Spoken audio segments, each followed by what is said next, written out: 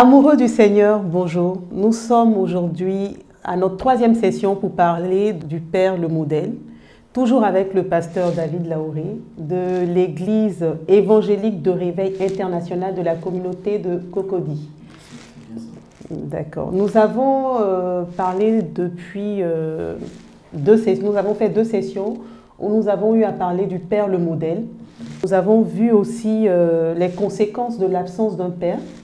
On a aussi vu en quoi consiste la fonction d'un père. Et aujourd'hui, nous allons continuer en demandant quelles sont les conséquences de l'absence d'un père. D'accord. Alors, nous avons vu précédemment essayer de définir l'absence des pères. Oui. Ensuite, nous avons passé en revue ce qui peut expliquer la démission de ces pères. Nous avons vu que l'absence des pères était ce déficit de paternité, le déficit de cette image de Dieu qui veut sécuriser la famille, qui veut protéger la famille, qui veut être un modèle pour cette famille. Et nous avons compris que ce qui engendrait cette absence était l'ignorance fondamentale du rôle même du père et aussi de l'imitation inlassable des mauvais exemples de pères que nous étions en train de dupliquer. Et nous avons aussi compris que pourquoi est-ce que les pères démissionnent? C'est parce qu'ils ignorent. On a dit qu'ils ignoraient leur rôle, mais aussi parfois ils étaient centrés sur eux-mêmes, égoïstes, livrés à leur propre passion, le fait de vouloir réussir des carrières qui n'est pas mauvais, mais nul ne peut réussir en dehors de sa famille. S'il gagne tout et qu'il perd son âme, à quoi ça sert? C'est là que nous avions parlé de cette vision de cet avion en perdition. Tout à fait. Qui est notre famille. Si nous n'avons pas été formés, nous emmènerons inévitablement notre famille à la dérive. À la dérive, crash. À un crash. Donc aujourd'hui, quelles sont les conséquences? Voici la question que vous nous posez. Quelles sont les conséquences de l'absence de ces pères-là? Alors, c'est assez long, on pourrait y passer la journée, mais je peux qualifier ou définir, résumer en une seule phrase les conséquences de la démission des pères. Malheureusement, c'est l'extinction de nos nations. Malheureusement, c'est l'extinction de nos nations. Nous irons droit à la destruction de nos nations si les pères n'assument pas leur rôle. Quand aujourd'hui, nous enregistrons cette émission à partir de la Côte d'Ivoire. Qu'est-ce que nous vivons en Côte d'Ivoire comme drame? Aujourd'hui, c'est des gamins de 13 à partir de 6, 8, 13 ans qui sont en bande et qui opèrent de nuit comme de jour à oppresser, Il fut un temps où les enfants craignaient les pères. Tout à fait. Mais aujourd'hui, c'est les pères qui craignent les enfants. Il y a des quartiers de notre ville, de notre pays, où vous ne pouvez pas aller à une certaine heure. L'année dernière, on a assisté à la profanation de la tombe d'un artiste. Des enfants sont entrés dans sa tombe, ils ont extrait le corps du cercueil, ils se sont pavanés avec le corps. Mais il fut un temps où, à un certain âge, même un corbillard faisait peur. Oui, effectivement. Un cimetière fait peur. Oui, un cimetière. Mais nos enfants ne craignent plus rien. Ne craignent plus. Et tout ça, c'est dû à quoi? C'est dû à quoi? Avez-vous vu des adultes, je veux dire des hommes d'un certain âge, en train d'aller profaner la tombe de ce jeune homme? Non, non, c'est des enfants qui l'ont fait. Enfants. Ils viennent de quelle maison? Effectivement. Où sont les pères qui sont supposés être des modèles? Des modèles. Leur inculquer certaines valeurs. Et quand on parle de ces gamins qu'on a malheureusement surnommés microbes, les microbes sont issus de qui? Quand on parle des enfants de la rue ou dans la rue, ils sont issus d'une famille. si nous n'y prenons garde, le fait que nous soyons absents de la vie de nos enfants peut précipiter l'expression de nos nations. Et j'ai envie de poser ce que je dis là sur le socle de la pensée de Dieu, de la parole de Dieu. Quand vous lisez le dernier verset de l'Ancien Testament, les 3 derniers versets de l'Ancien Testament, dans le livre de Malachie, 400 ans avant le Nouveau Testament, la prophétie de Malachie est sans appel. Et je suis sûr, malheureusement, nous en tant que pasteurs, que nous lisons le livre de Malachie. Mais qu'est-ce que nous voyons dans le livre de Malachie? Le chapitre 3. Le chapitre 3 parle des offrandes, des dîmes, etc., etc. En général, nous enseignons, nous ressassons ce texte. Mais le chapitre 4 parle de l'extinction de nos nations et du risque que nos nations soient exterminées, éteintes par la main, pas du diable, mais de Dieu lui-même. Qu'est-ce que ce texte dit? Je vais demander aux internautes, selon les versions, ça peut être au chapitre 3 ou au chapitre 4. Mais prenez les 3 derniers versets de Malachie. Qu'est-ce que ce texte dit? Voici ce qui est écrit.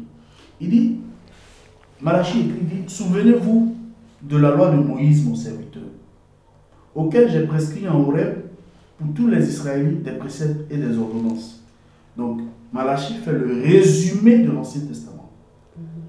Dieu nous a donné des préceptes en Horeb au travers de Moïse.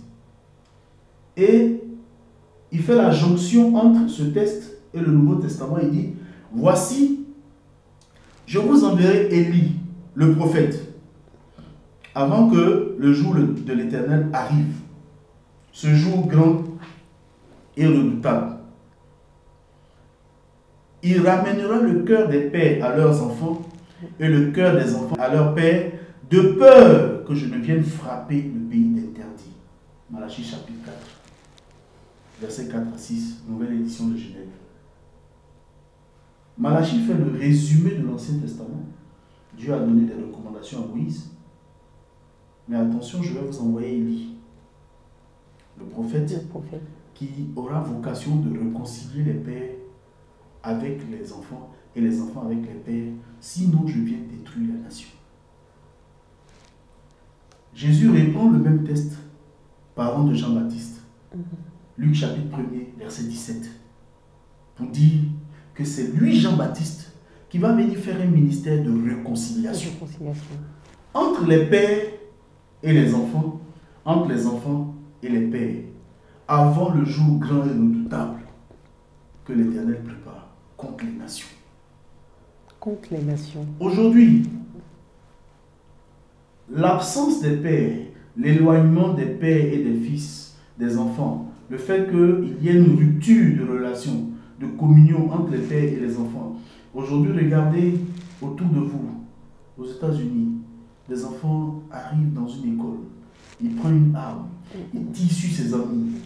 On voit ici en Côte d'Ivoire, dans tous les pays où il y a eu des conflits, on voit des jeunes soldats qui ont été enrôlés, etc., qui commettent les pires exactions. Où sont leurs pères? Qui a enseigné ces enfants? L'enfant montre par ses actions si sa conduite sera pure. C'est le test, notre test de base que nous avons lu en Proverbes chapitre 20. Donc, je voudrais dire, l'absence des pères a des conséquences énormes. Nos nations vont à leur perte si les pères ne se réconcilient pas rapidement avec leurs enfants.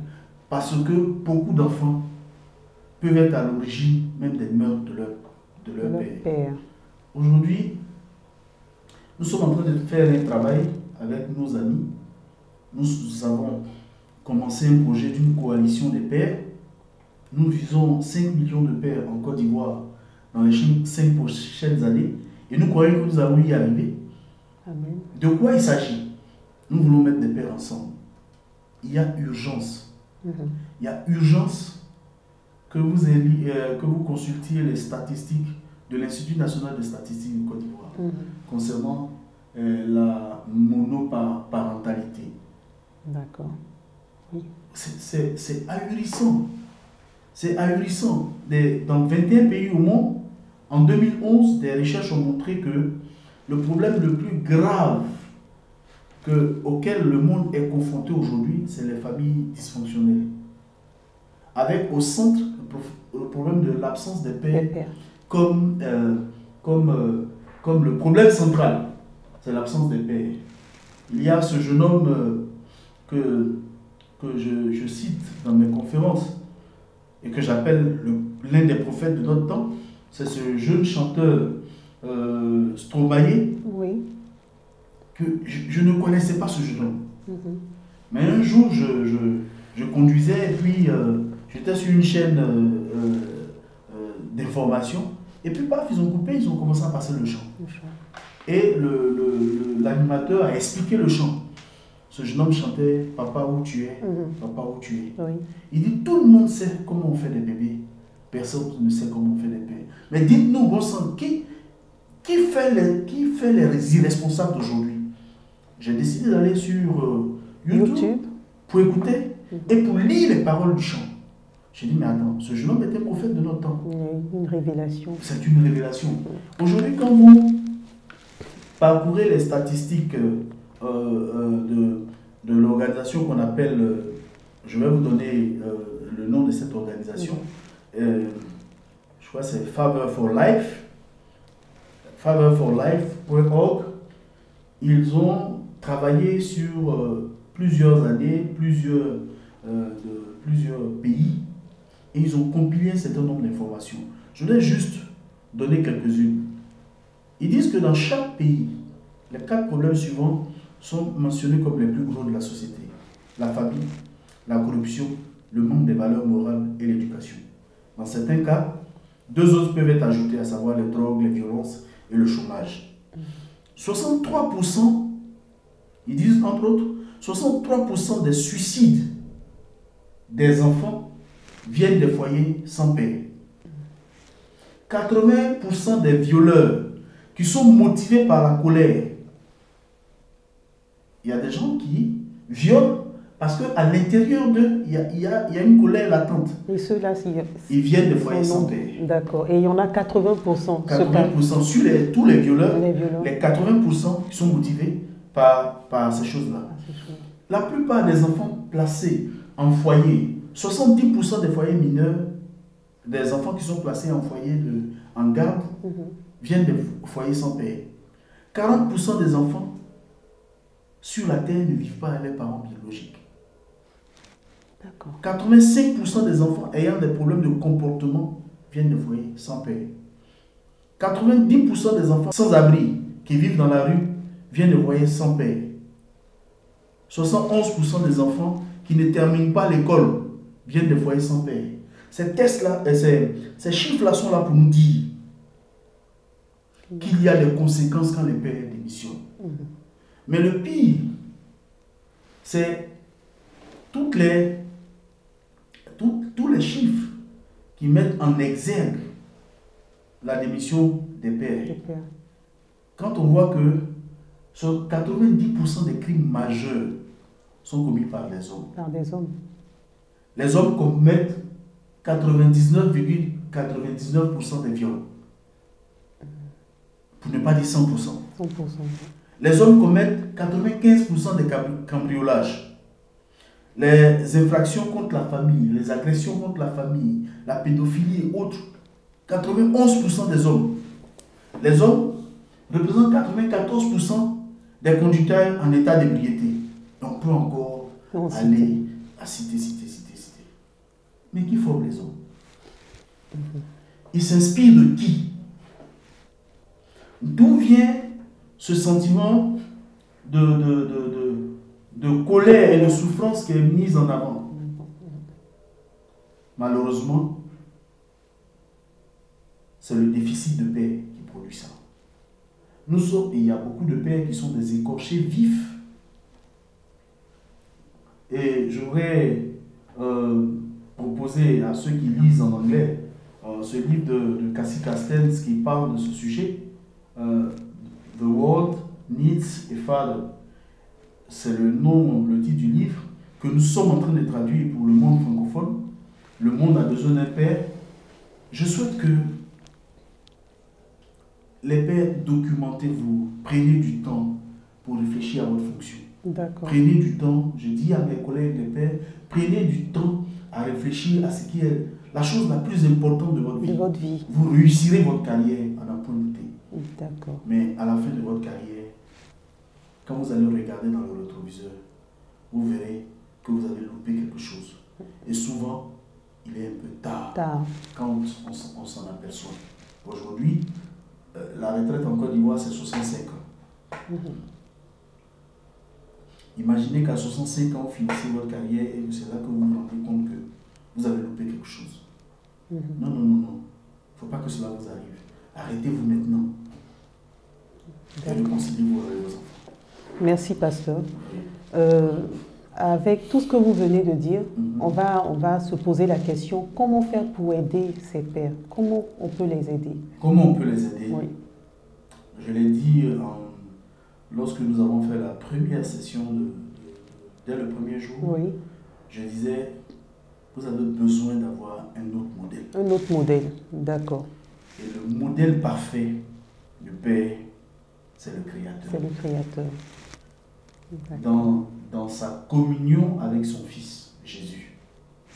Vous savez, le Père, dans sa fonction, nous avons donc commencé, tout à l'heure j'en parlerai, le Père dans sa fonction a 4 fonctions principales sur lesquelles je vais revenir, qu'on retrouve en Dieu le Créateur. Le Père, premièrement, établit l'autorité. Le Père doit montrer comment l'autorité s'exerce et comment la discipline s'exerce. Nous avons mis au point des modules d'enseignement pour ça. D'accord. Deuxièmement, c'est le Père qui confère l'identité. Ce que vous voulez que vos enfants soient, soyez-le. D'accord. Parce que quelqu'un peut vous aider à payer la scolarité de vos enfants. Les gens peuvent vous aider à payer, même à habiller votre femme. Mais il y a des choses que vous n'accepterez pas que les gens fassent avec votre femme. Tout à fait. De même que n'acceptez que personne d'autre soit le modèle de votre enfant. C'est vous qui devez l'être. D'accord. Troisièmement, c'est le Père qui affirme le potentiel. Oh, j'aime cette image où Jésus est dans les eaux du baptême et puis une voix se fait entendre du ciel. Celui-ci est mon Fils bien-aimé, en qui j'ai mis toute mon affection. Et plus tard, on voit le Seigneur avec Élie et Moïse. Et Jésus, le Père qui parle encore du ciel, celui-ci est mon Fils bien-aimé, en qui j'ai mis toute mon affection, écoutez-le. J'ai envie de mettre au défi les pères. Quand vous voyez vos enfants dans les rues, vous avez envie de vous frapper la poitrine pour dire celui-ci est mon fils. Quand vous allez à l'école de votre enfant, comment on vous présente votre enfant? Certains pères n'ont même pas le temps d'y aller. Et pourtant, c'est votre responsabilité d'y aller à l'école de vos enfants. Pour écouter leurs enseignants, témoigner de vos enfants. Vous verrez si vous pouvez être fier de vos enfants. Fier de son bulletin scolaire est une chose. Mais être fier et d'endosser son comportement, son attitude à l'école est une autre chose. C'est le Père qui affirme le potentiel de son Fils. Mais le Père surtout, c'est lui qui procure la sécurité à la famille. Il y a des sécurités basiques. Par exemple, un père, s'il est à la maison, c'est lui qui ferme toutes les portes de la maison. Mais c'est pas ce qu'on constate. Non, le père est responsable de fermer les portes. Le père est responsable de s'assurer que sa famille est en sécurité. D'accord. Et cette sécurité part d'abord de l'amour inconditionnel qu'un père donne à son enfant. L'amour que vous donnez à votre enfant, la fierté que vous avez, n'est pas liée à son bulletin scolaire. D'accord. Il est issu de vous. Vous en êtes donc fier automatiquement. Vous devez être fier du fruit que Dieu vous a accordé. Exactement. son bulletin scolaire. Donc, comment nous voulons aider les pères? Nous voulons aider les pères en leur montrant le modèle de père parfait qu'est Dieu. Ensuite, dire à nos interlocuteurs que Dieu est famille et au travers de lui et de Saintes Écritures, nous pouvons montrer qui est le Père. Ensuite, nous avons monté un mouvement que nous appelons la coalition des pères. La coalition des pères. En quoi consiste la coalition des pères? Une coalition, c'est des gens qui acceptent de se mettre ensemble. D'accord. Et qui identifient un besoin qu'ils veulent adresser. Aujourd'hui, le diable, enfin, le monde est en train de nous voler nos enfants. Internet est en train de nous voler nos enfants. Le monde est en train de nous voler nos enfants. Nos enfants sont en train de devenir ce que le monde veut qu'ils soient. J'étais avec mes enfants et puis on était en voiture, puis ils ont vu un enfant, une fille très mal vêtue. Et puis ma fille dit, ses parents ne sont pas à la maison. Ça dit que elle sait que si papa ou maman sont là, elle ne pourrait pas s'habiller comme ça. Elle n'a pas de modèle en fait. Elle n'a pas de modèle. Elle n'a pas de modèle. Nos enfants sont dévêtus et on est tellement englués qu'on n'a plus de normes morales. Je dirais même souvent, on a tendance à voir des parents qui je dirais, en griffe, se débarrassent des enfants en les laissant regarder la télévision. Parce qu'avec la télévision, les enfants, ils ont la liberté qu'ils veulent. Et puis, bon, c'est la télévision qui fait l'éducation des enfants. Le problème, c'est que la télévision est au centre de notre maison. Dans l'endroit le plus central, c'est le salon. Le salon. D'aucuns me diraient, mais où cet homme-là trouve du temps? Je regarde la télé avec les enfants. Parce que vous savez quoi? C'est moi qui paye pour la télé. C'est moi qui paye pour l'électricité. Je ne peux pas autoriser qu'ils regardent n'importe quoi. Voilà. Et ça permet de contrôler en même temps. Donc, les chaînes et les émissions que nous voyons sont décidées par papa. Et c'est maman qui valide. Est-ce que vous avez le droit de regarder cette chaîne? Si papa est là, est-ce que vous pouvez regarder ça? Ça voudrait dire aussi que papa doit rentrer tôt à la maison aussi pour pouvoir aussi influencer et voir en même temps ce que les enfants... Depuis que j'ai compris ça, je fais de mon mieux. Mon programme est, je vais dire, je parle de moi là, mon programme est extrêmement chargé. Mais quand je suis libre, je suis à la maison. Parce que cette église-là dépend de moi. Alors donc, la coalition a été créée pour éviter que les pères soient livrés à eux-mêmes, puisque personne ne répond à leurs besoins. L'église n'y répond pas. Quand on réunit les hommes, c'est pour décider des projets de l'église. Ils sont des guichets automatiques à la maison. À l'église, ils deviennent les mêmes guichets automatiques.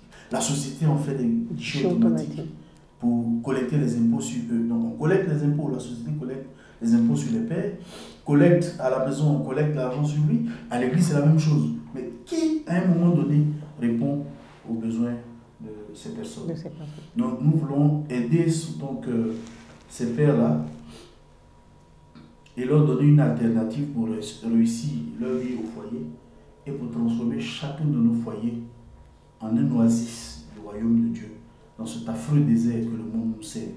Il est encore possible de transformer nos communautés, il est encore possible de transformer nos nations si chaque père s'assume et assume son rôle de père. C'est pour ça que nous avons créé cette coalition de pères que nous appelons Papa. Papa, oui. Père alliés pour s'assumer. Donc nous sommes mis ensemble en tant que père dans un but, s'assumer en tant que père, apprendre notre rôle, apprendre ce métier délicat, parce que les chefs d'État, les ingénieurs, les pilotes, ils sortent d'une seule école qu'on appelle la famille. Malheureusement, les dirigeants des familles, qui a envie de se faire opérer par un chirurgien qui n'est pas formé? Qui n'est pas formé. Qui a envie de monter dans un avion dont le pilote n'est pas qualifié? Et c'est ça que nous servons à nos enfants. nous ne sommes pas qualifiés, mais les chefs d'État sortent des familles, les ingénieurs sortent des familles, où les dirigeants des familles ne sont pas formés, ne sont pas préparés.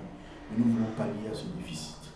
Et c'est ce qui explique que nous sommes venus répondre à votre invitation. En tout cas, merci aussi d'avoir répondu. Je crois qu'on ne peut pas finir de parler des pères, mais je pense qu'on a eu assez d'informations. Et je voudrais demander aussi où trouver cette coalition. Est-ce que tout le monde peut intégrer cette coalition et où trouver cette coalition? La coalition des pères est ouverte, je dirais malheureusement qu'aux pères. Qu'aux pères, oui. Mais parce que oui. Nous avons des sessions de formation. Oui. Nous avons, comment on appelle, des retraites exclusivement faites pour les hommes. D'accord. Nous avons des projets tant à Abidjan qu'à l'intérieur du pays. Je pourrais vous permettre de, donc, sur votre site, oui.